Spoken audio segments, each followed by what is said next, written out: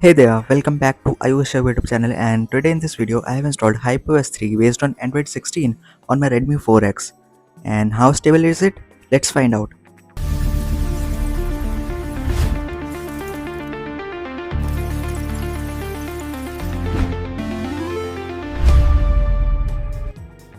So this is my Redmi 4X. It has 3GB of RAM and 32GB of storage, and it is almost 10 years old.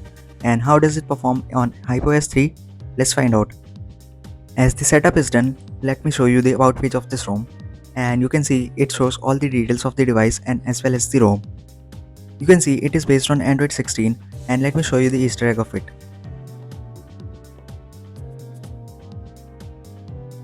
The ROM actually has so many customization features as well as the Hyper AI.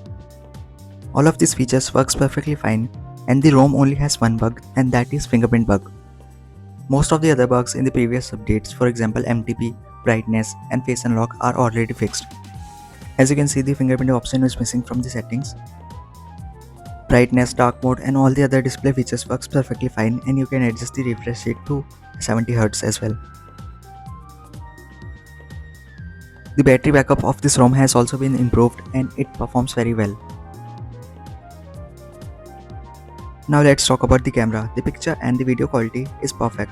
It captures almost all the details of the picture. Play Store is also already included in this ROM, so you don't have to install it manually. It is a Chinese based HyperOS ROM, but Play Store is already included. Now as you can see how smooth the QoS and the notification panel is without blur. The ROM does not need repartition. Thanks for watching, like and subscribe for more content like this.